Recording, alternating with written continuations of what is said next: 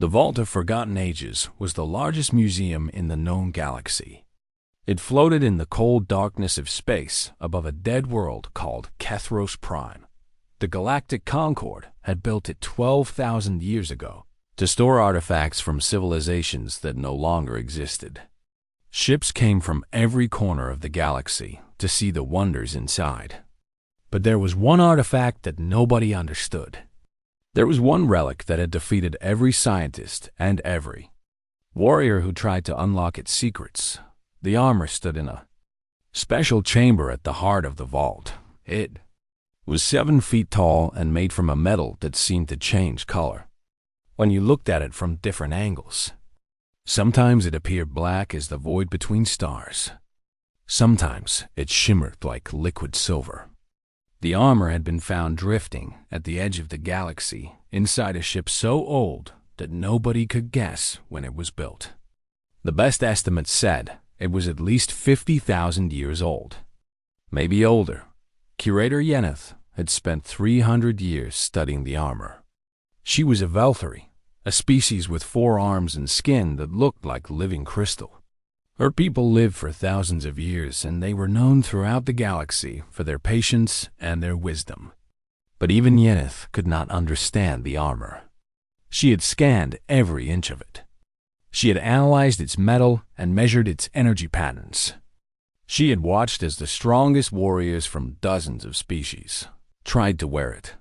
They all failed. The Marathi were beings made of pure energy. They could enter almost any physical object and control it like a body. When a Marathi tried to enter the armor, it was thrown out so violently that it nearly died. The Kreth were insects the size of humans with shells harder than steel. Their champion collapsed the moment he stepped inside the armor and did not wake up for 3 days. The Ganthus stood 12 feet tall and could lift starships with their bare hands. Their greatest warrior screamed and ran from the armor after touching it. For less than a second, 14 beings had died trying to bond with the armor. 37 more had lost their minds completely. Now nobody was allowed to touch it. The Concord had declared it too dangerous and locked it behind energy fields that could stop a missile.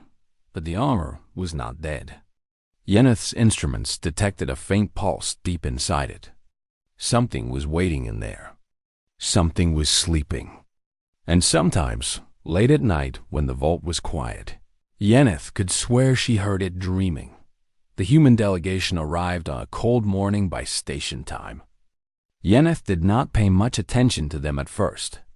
Humanity had only joined the Galactic Concord 40 years ago. They were a young species from a small planet in an unremarkable part of the galaxy. They had no special abilities. They were not particularly strong or fast or smart. They lived short lives, and they had only colonized 3 worlds beyond their home. In a galaxy filled with ancient civilizations and powerful species, humans were barely worth noticing. Ambassador Patricia Cole led the delegation. She was in her 50s, with gray streaks in her dark hair and eyes that seemed to notice everything around her. She asked intelligent questions, and she listened carefully to the answers. Yeneth found herself respecting the human woman despite her species' insignificance. Walking beside the ambassador was a man named Daniel Grant. He was tall and quiet, with broad shoulders and hands that looked like they had done hard work. Yeneth learned that he had been a Marine before becoming a security officer for the diplomatic service. He moved like someone who expected danger around every corner. His eyes never stopped scanning the rooms they passed through. The tour went smoothly for the first 2 hours. Yeneth showed them weapons from the Kreth Wars and art from the long-dead Yumari civilization. She explained the history of the Concord and answered questions about the artifacts on display. The humans seemed genuinely interested in everything they saw. Then they reached the armor chamber. Daniel stopped walking the moment they entered the room. His eyes locked onto the armor, and he stood perfectly still like a hunting animal that had spotted its prey. Something strange passed across his face. It was not fear. It was not curiosity. It looked almost like recognition. Ambassador Cole noticed his hesitation. She turned back and looked at him with concern in her eyes. She asked if something was wrong. Daniel did not answer immediately. He was staring at the armor with an intensity that made Yenneith uncomfortable. When he finally spoke, his voice sounded distant, like he was talking in his sleep. He said he needed to touch it. Yenneith felt a chill run through her crystalline body. She had heard those exact words before. She had heard them from the Marathi champion and the Kreth warrior and all the others who had tried and failed and died. She told Daniel about the 14 deaths. She told him about the 37 who had gone mad. She advised him strongly against approaching the armor. Daniel was already walking forward. The security field should have stopped him. They were designed to resist anything up to and including a direct hit from a ship-mounted weapon. But as Daniel approached, the field simply switched off. One by one, the barriers fell like they were welcoming him home. Yenneith called for security. Alarms began to sound throughout the vault. Ambassador Cole shouted for Daniel to stop, but he did not seem to hear any of it. He walked toward the armor like a man in a dream, drawn forward by something none of them could see or understand. He reached the display case. He raised his hand, and then Daniel Grant, an ordinary human from an ordinary world, pressed his palm against the cold metal chest of an artifact that had killed and destroyed everyone who had ever touched it. Before, light exploded through the chamber. It was not the light of an explosion or a fire. It was something else entirely. It was pure and white, and it seemed to come from everywhere and nowhere at the same time. The armor came apart. Every piece separated from every other piece, and they all floated up into the air around Daniel like planets orbiting a sun. He stood at the center of it all with his hands still raised and his eyes wide with wonder. Something was happening. Something that had not happened in 50,000 years. The armor had found what it was looking for, and everything was about to change. The light faded slowly, and Daniel found himself floating at the center of a storm of metal. The pieces of the armor hung in the air around him, spinning gently like leaves caught in a breeze. He could feel something pressing against his mind. It was not painful. It was not frightening. It felt like someone knocking on a door and waiting politely to be let in. He opened the door. Images flooded his consciousness. He saw stars being born in clouds of fire and gas. He saw planets forming from dust and rock. He saw life emerging from oceans and spreading across worlds without number. And he saw them. The first. They had no faces that he could recognize and no bodies that made sense to his human eyes. But he understood what they were. They were the beginning. They were the first intelligent beings to ever exist in the entire universe. They had been alone for millions of years. They had watched the stars burn and cool. They had explored galaxies that were young and empty. And then slowly other species began to appear. Life spread through the universe like fire through dry wood. The first watched and guided and protected. They helped young civilizations find their way. They taught them to build ships and travel between worlds. They were the parents of everything that came after, but something else was out there. Something that did not belong to this universe at all. Daniel saw it in the visions and his mind recoiled from the sight. It was not a creature or a machine or anything he could put a name to. It was an absence. It was a hunger that ate reality itself. It came from somewhere beyond the edges of existence, and it wanted only one thing. It wanted to consume everything until nothing remained. The first fought against it. They built weapons that could crack planets in half. They created shields that could protect entire star systems. They sacrificed billions of their own kind to hold back the darkness. But it was not enough. The void kept coming. It ate their worlds and their people and their hope. One by one, the first fell until only a handful remained. Those last survivors knew they could not win. But they refused to let the universe die without a fight. They built something new. They created a weapon that could push back the void forever. But the weapon needed something they did not have. It needed a spark that they could not provide, no matter how hard they tried. So they went searching. They looked at every species in the galaxy. They studied their minds and their hearts and their souls. And finally, after thousands of years, they found what they were looking for. They found humanity. The visions ended, and Daniel was back in the vault. The armor pieces were moving now. They flowed toward him like water running downhill. They wrapped around his body and sealed against his skin. He felt metal become part of him. He felt power surge through his veins like electricity. Curator Yeneth was screaming something, but Daniel could not hear the words. Ambassador Cole was being held back by security officers who looked just as terrified as she did. Alarms were blaring and lights were flashing, and somewhere in the distance he could hear the sound of heavy footsteps as more guards came running. Daniel raised his hands and looked at them. The armor covered every inch of his skin. It moved when he moved. It breathed when he breathed. He could feel the station around him now. He could sense the electrical currents in the walls and the vibrations of ships docking kilometers away. He could feel the fear radiating from everyone in the room like heat from a fire. He could also feel something else. There was a presence inside the armor. It was old and vast and patient. It had been sleeping for 50,000 years, and now it was slowly waking up. Welcome, the presence said. The words did not come through his ears. They appeared directly in his mind like thoughts that were not his own. We have waited so long for you. Daniel tried to speak out loud, but his voice came out as a whisper. He asked who they were and what they wanted from him. We are what remains of the first. We are memories stored in metal and light. We cannot act on our own. We can only guide. We can only teach. We can only hope that you will succeed where we failed. Daniel asked what he was supposed to do.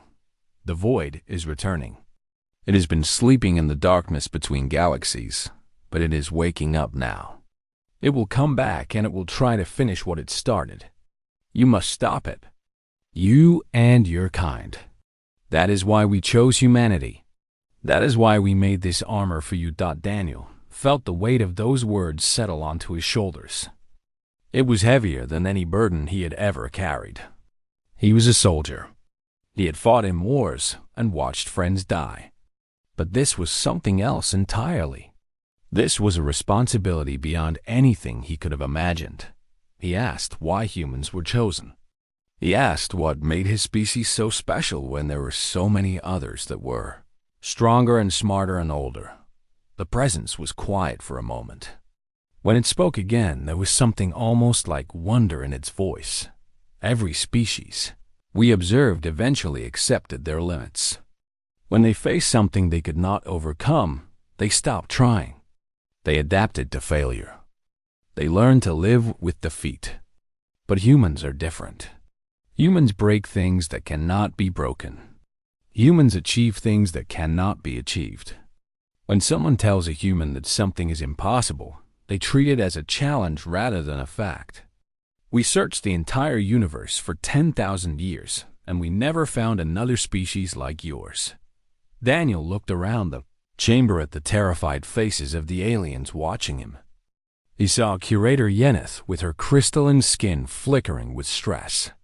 He saw the guards with their weapons raised and their hands shaking. He saw Ambassador Cole with tears in her eyes and determination on her face. He understood now. He understood why the armor had rejected every other species. It was not about strength or intelligence or power. It was about something deeper. It was about the refusal to give up. It was about the stubborn human belief that no problem was truly unsolvable. Ambassador Cole finally broke free from the guards holding her. She ran to Daniel and grabbed his armored hands. She asked if he was still himself. She asked if he was still in there. Daniel looked at her and smiled. He told her that he was still Daniel Grant. He was still human. But he was also something more now. He was a soldier again. And this time, he was fighting for the entire universe. The presence in his mind hummed with approval. The wait is over, it said. The fight begins now. The Galactic Concord did not know what to do with Daniel Grant. He was unlike anything they had ever encountered before. He was a human wearing an artifact that had killed warriors from a dozen different species. He carried power that their instruments could not measure. And he refused to cooperate with their demands. They brought him to a research facility on the capital world of the Concord. It was a massive station that orbited a gas giant with rings of ice and stone. The best scientists from every species came to study him. They used scanners and probes and devices that could see down to the molecular level. They worked for 3 weeks straight trying to understand what the armor was and how it functioned. What they learned frightened them badly. The armor was drawing energy from somewhere outside normal space. Their sensors detected power levels that should have been impossible. The metal itself was unlike anything in their databases. It seemed to repair itself when damaged, and it changed its structure based on Daniel's needs.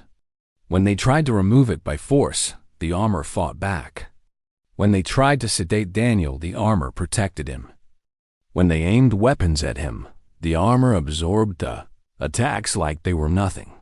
But the most disturbing discovery was what the armor was doing to Daniel himself. It was changing from the inside.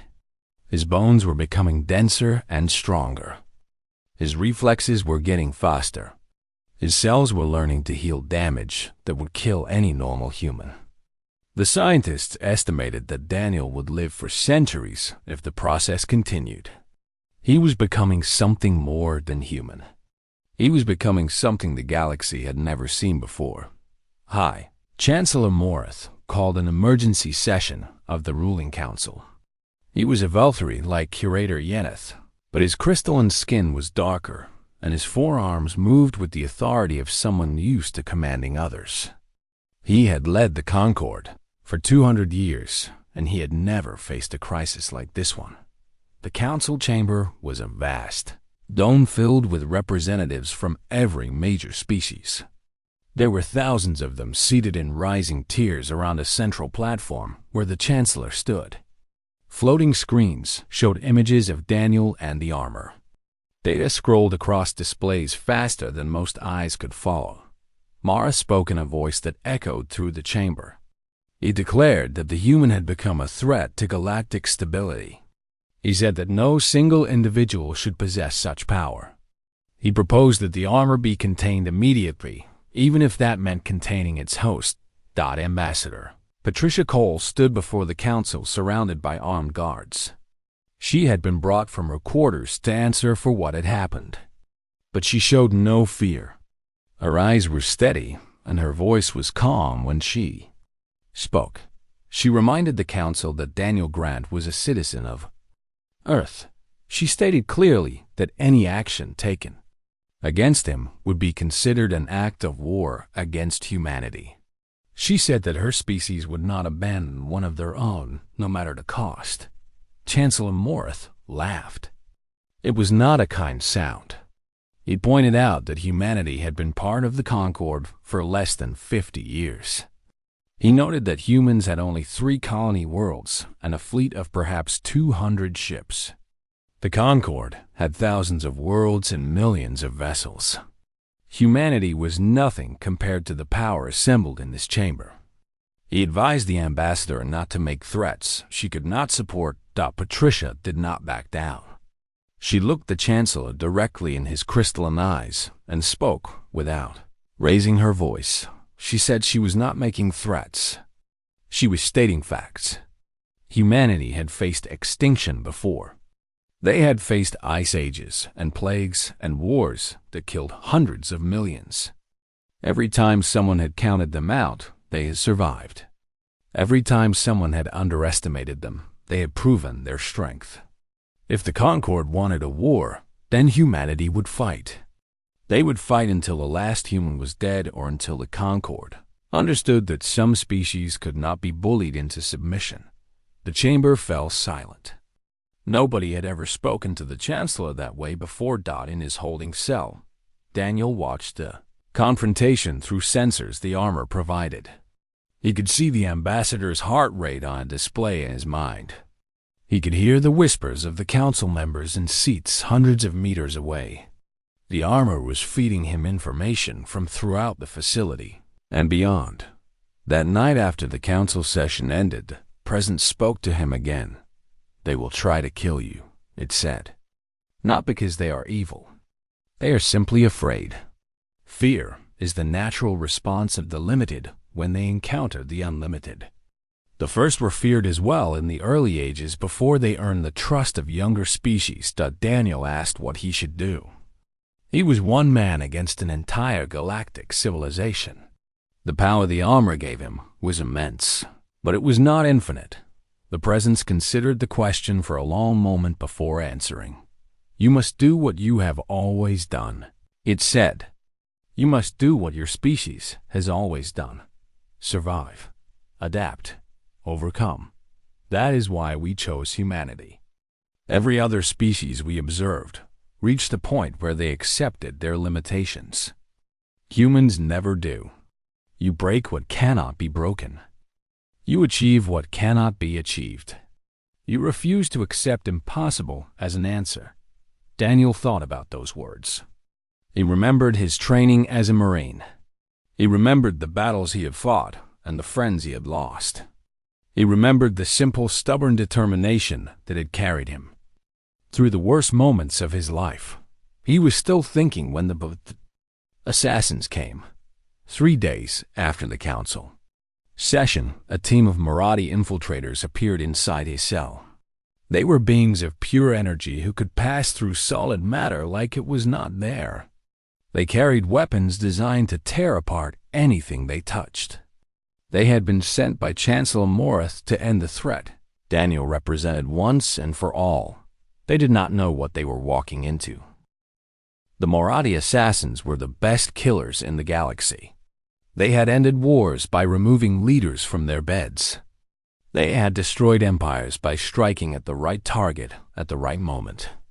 They moved through walls like ghosts, and their weapons could dissolve anything they touched. Chancellor Morath had paid them a fortune to eliminate Daniel Grant. They materialized inside his cell expecting to find a sleeping human. They expected an easy kill. What they found instead was something their kind had never faced before. Daniel was waiting for them. The armor had sensed their approach before they even entered the facility. It had tracked their energy signatures through the station's walls.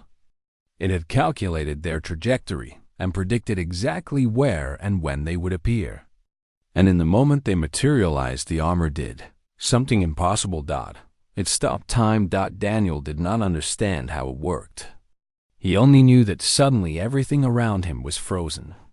The Marathi hung in the air like statues made of light. Their weapons were raised but not firing.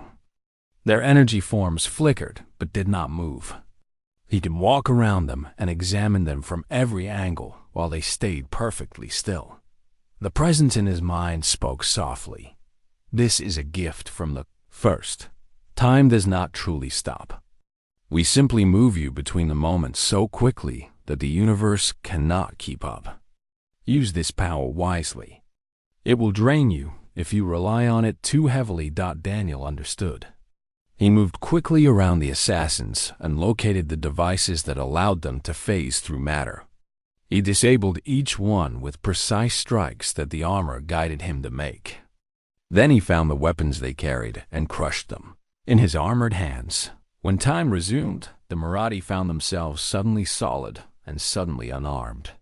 They tried to fight back with their natural abilities, but Daniel was faster. He struck them with careful blows that knocked them unconscious without killing them. In less than 10 seconds, the greatest assassins in the galaxy were lying bound on the floor of his cell. Daniel looked down at them for a long moment. The armor whispered options to him. It showed him a dozen ways to kill them that ranged from quick and painless to slow and terrible. It would support whatever choice he made. He chose mercy. These beings were tools used by frightened leaders. They were not evil themselves. They were just following orders from someone who did not understand what was really happening. Daniel left them alive as a message to Chancellor Morith and anyone else who might try the same thing. Then he walked out of his cell. No door could stop him. The armor flowed around obstacles like water around stones. Security fields collapsed when he approached them. Walls might as well have been made of paper. He walked through the facility with alarms screaming around him and guards, firing weapons that did nothing at all. He passed scientists who stared at him with wide eyes. He passed soldiers who lowered their weapons when they realized they could not hurt him. He passed through corridor after corridor until he reached a large observation deck where Chancellor Morith himself stood waiting. The Veltri leader was surrounded by 100 of his personal guards. They carried the most powerful weapons the Concord could provide. Their armor was the finest their technology could produce. They looked ready to fight to the death to protect their chancellor. Daniel stopped walking and looked at Morith. The crystalline alien was trying to hide his fear, but Daniel could see it in the way his skin flickered and pulsed. He could smell it in the chemical changes happening inside the chancellor's body. The most powerful being in the Galactic Concord was terrified of a single human. Daniel spoke calmly. He said that he had not asked for this power. He had not wanted to become a weapon, but he would not let the Concord kill him for something he did not choose. He told Morith to stay out of his way. He told him that there were bigger threats coming than either of them could imagine alone. Then he walked past the Chancellor and his guards. None of them tried to stop him. He found Ambassador Cole in her quarters, packing her belongings into cases. She looked up when he entered and showed no surprise at his arrival.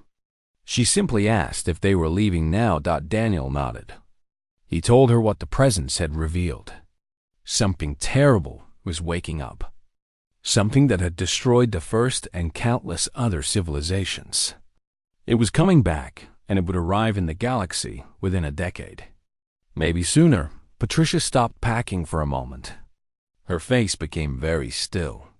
She asked if this was the thing that killed the beings who made the armor. Daniel confirmed it.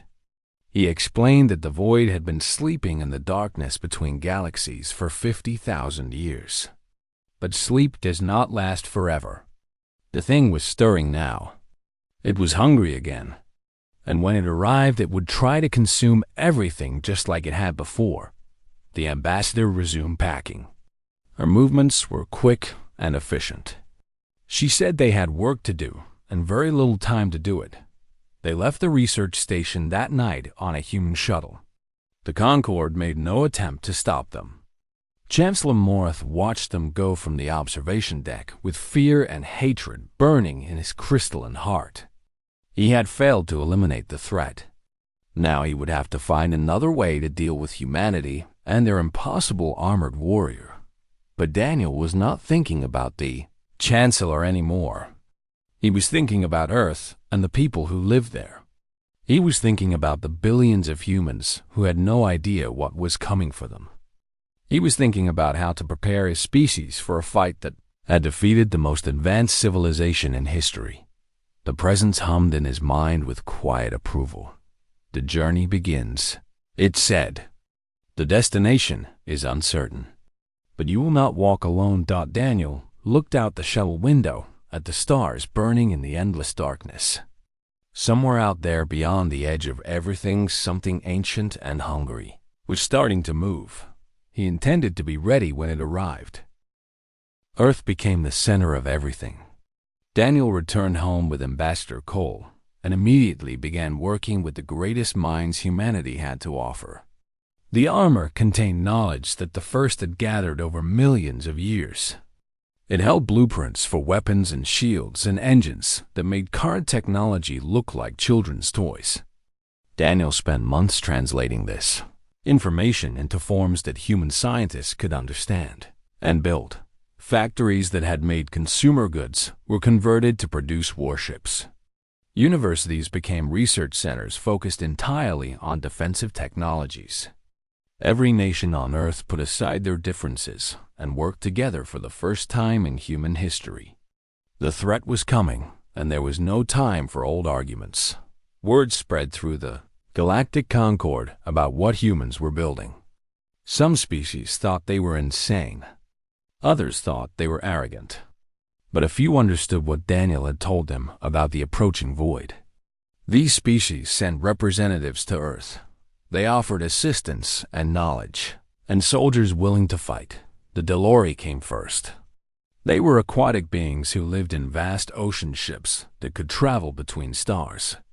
Their technology was different from anything humans had developed, but their engineers found ways to combine the two approaches.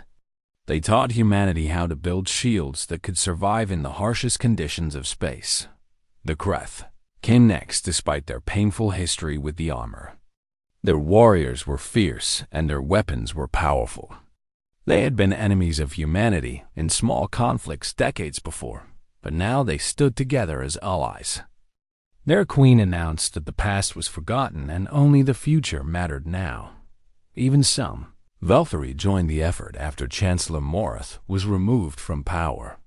The crystalline beings brought centuries of scientific knowledge and helped humans understand the more complex technologies stored in the armor. They worked alongside human researchers day and night, pushing the boundaries of what was possible. 7 years passed faster than Daniel thought possible. Long-range sensors detected the first signs of the approaching threat.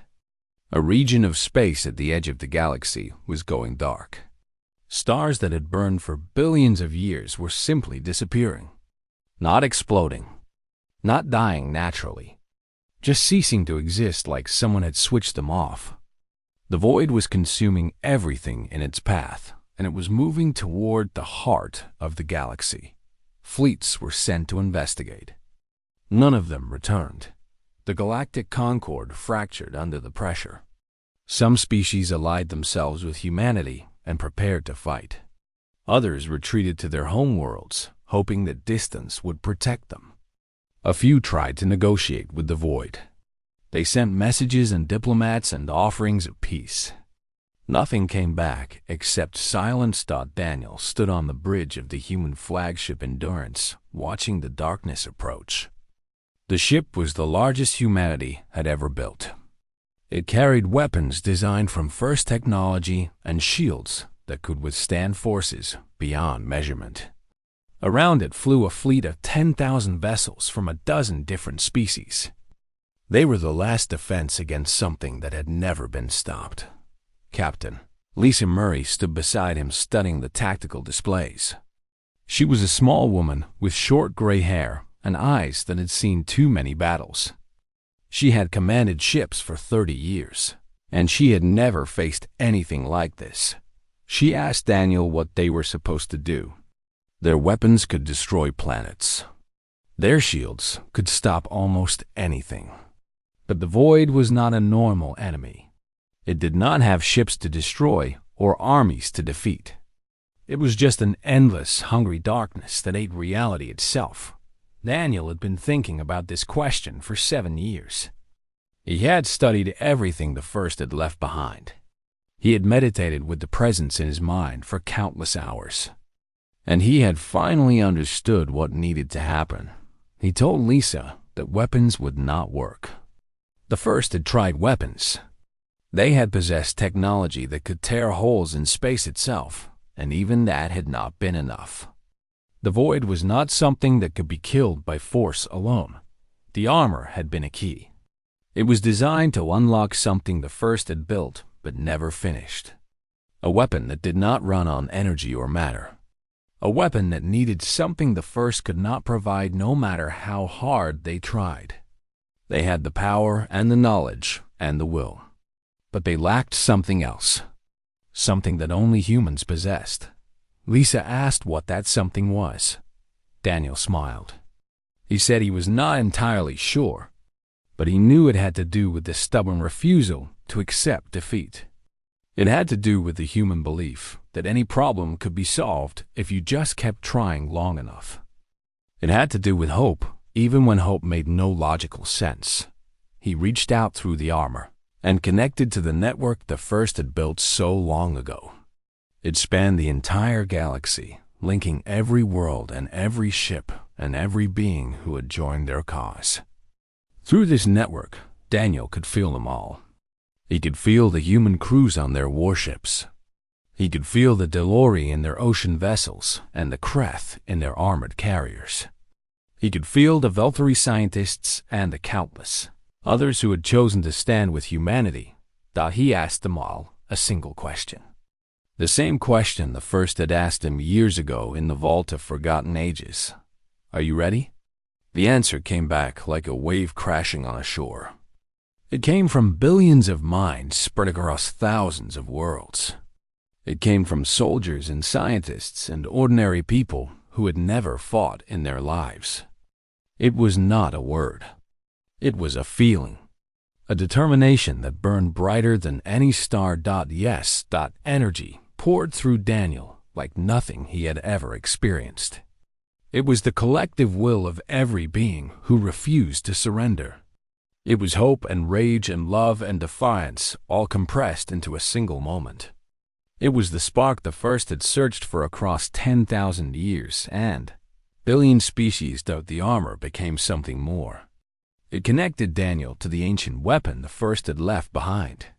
The device activated for the first time in 50,000 years, powered by something its creators had never possessed.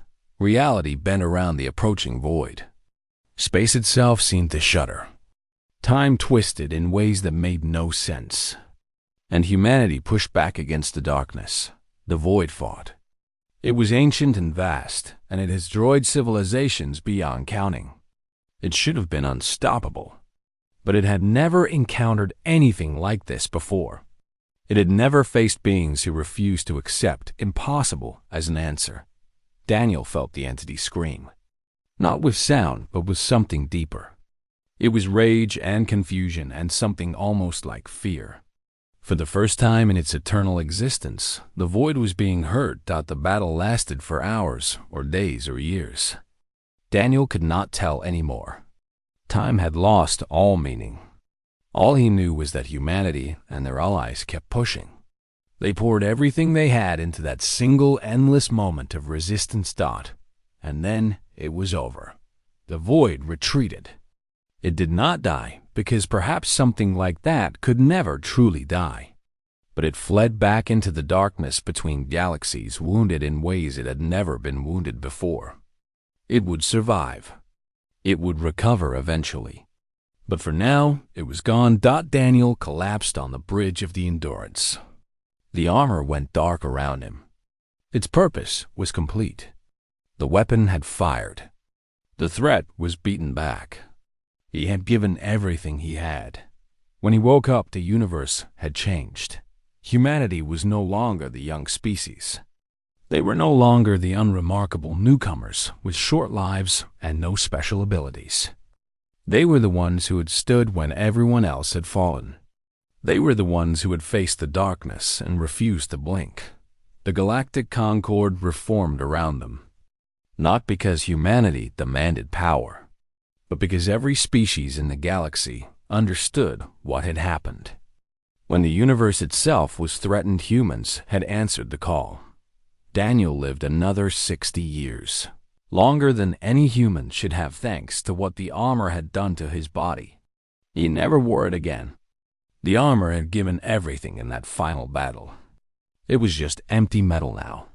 But he kept it in his home as a reminder of what had been, and what might come again, because the void was still out there somewhere, hurt but patient, waiting in the endless dark, and when it returned, humanity would be ready. They had done the impossible once. They would do it again. That was simply what humans did.